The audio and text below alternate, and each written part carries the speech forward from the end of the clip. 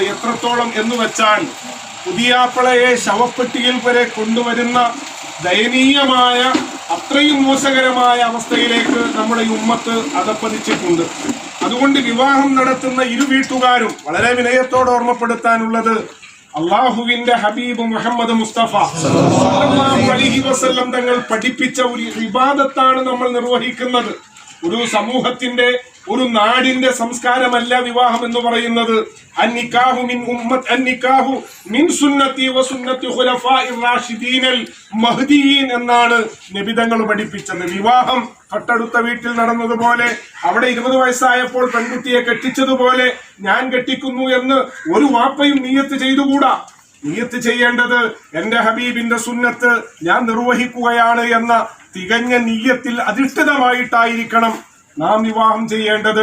ഒരു പുരുഷൻ വിവാഹത്തിന് വേണ്ടി നിശ്ചയിക്കപ്പെടുമ്പോ ആ നിശ്ചയത്തിന്റെ സന്ദർഭത്തിൽ അവൻ വിചാരിക്കണം, എന്റെ ഹബീബ് റസൂലുള്ളാഹി സ്വല്ലല്ലാഹു അലൈഹി വസല്ലം എന്നെ ഓർമ്മപ്പെടുത്തിയത് ഇന്നി തകാസുറു ബികുമുൽ ഉമം, ഈ സമുദായത്തെ കണ്ടുകൊണ്ട് നാളെ മഹ്ശറിന്റെ ലോകത്ത് എനിക്ക് അഭിമാനിക്കാൻ വേണ്ടി നിങ്ങൾ വിവാഹം ചെയ്യൂ എന്ന് എന്റെ റസൂലുള്ളാഹിന്റെ ആഹ്വാനത്തെ, ആ സുന്നത്തിനെ ഞാൻ മുറുകെ പിടിച്ചുകൊണ്ട് ഞാൻ വിവാഹം കഴിക്കാൻ പോകുന്നു എന്ന് പുതുമാപ്പള നിശ്ചയിക്കണം.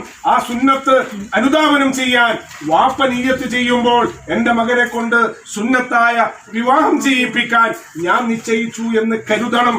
എങ്കിലേ ആ വിവാഹം റസൂലുള്ളാഹി പഠിപ്പിച്ചതനുസരിച്ച് ഒരു തിരുസുന്നത്തിന്റെ രൂപത്തിലേക്ക് വരികയുള്ളൂ. അതുകൊണ്ട് ഞാൻ ഓർമ്മപ്പെടുത്തുന്നത്, അനാവശ്യമായ എല്ലാ ഇടപാടുകളും വിവാഹത്തിന്റെ സദസ്സുകളിൽ നിന്നും മാറ്റി നിർത്താൻ ഇരു കുടുംബവും ശ്രദ്ധിക്കണമെന്നാണ് വിനയത്തിന്റെ ഭാഷയിൽ ഓർമ്മപ്പെടുത്താനുള്ളത്. അള്ളാഹുവിന്റെ അനുഗ്രഹം ലഭിക്കാൻ ഒരുപാട് കാര്യങ്ങൾ മുത്തുനബി നമ്മെ പഠിപ്പിച്ചിട്ടുണ്ട്. ഒരുപാട് നല്ല കാര്യങ്ങളാണ് ആ ദിവസങ്ങളിൽ നാം ചെയ്യേണ്ടത്. നാം നമ്മുടെ വീടുകളിൽ ഒരുപാട് ആഹാരം പാകം ചെയ്യുമ്പോൾ ഒന്ന് അന്വേഷിക്കണം, ഏതെങ്കിലും നമ്മുടെ വീട്ടിൽ, നമ്മുടെ പരിസര പ്രദേശങ്ങളിൽ ഭക്ഷണമില്ലാതെ കഴിയുന്നവർ, അവിടെ എത്തിക്കുന്നതാവട്ടെ വിവാഹത്തിന്റെ ദിവസങ്ങളിൽ നടക്കുന്ന നല്ല കാര്യങ്ങൾ. മറ്റൊന്ന്, നമ്മുടെ മകൾക്ക് സ്വർണം വാങ്ങുമ്പോൾ അല്ലെങ്കിൽ അതിനുവേണ്ടി ഒരുപാട് ആഭരണങ്ങൾ വാങ്ങുമ്പോൾ നാം മനസ്സിലാക്കേണ്ടത്, വേറെ അനാവശ്യമായ പലതും വെട്ടിച്ചുരുക്കിയിട്ട് തൊട്ടപ്പുറത്ത് യതീമീങ്ങളായ കുട്ടികളുണ്ടാവും.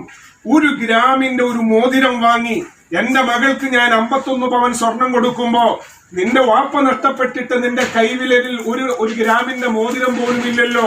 അതുകൊണ്ട് എന്റെ മകൾക്ക് നല്ലൊരു ജീവിതം കിട്ടാൻ 1 ഗ്രാമിന്റെ ഒരു മോതിരം ആ യതീമിന്റെ കുഞ്ഞിന്റെ കയ്യിൽ നമ്മൾ അണിയിച്ചതിന് ശേഷമാണ് നമ്മുടെ പൊന്നുമോൾക്ക് നമ്മൾ 50 പവനും 100 പവനും ധരിക്കുന്നതെങ്കിൽ വല്ലാഹി അതിന് വല്ലാത്ത കാവലുണ്ടാകുമെന്ന് സയ്യിദുനാ മുഹമ്മദുർ റസൂലുള്ളാഹി സ്വല്ലല്ലാഹു അലൈഹി വസല്ലം. ഇത്തരത്തിലുള്ള മഹനീയമായ പ്രവർത്തനങ്ങൾ നമ്മുടെ സന്തോഷവേളകളിൽ ചെയ്യാൻ നമ്മൾ ഓരോരുത്തരും ശ്രദ്ധിക്കണമെന്ന് വിനയത്തിന്റെ ഭാഷയിൽ ഓർമ്മപ്പെടുത്തി, അള്ളാഹുവിനും അവന്റെ ഹബീബിനും പൊരുത്തമുള്ള നിലയിൽ നമ്മുടെ രണ്ടുപേരുടെയും വീട്ടിലെ മക്കൾക്ക് വിവാഹിതരാവാൻ റബ്ബ് സുബ്ഹാനഹു വ തആല തൗഫീഖ് പ്രദാനിക്കുമാറാവട്ടെ. ആമീൻ എന്ന് ദുആ ഞാൻ എന്റെ എളിയ വാക്കുകൾ അവസാനിപ്പിക്കുകയാണ്.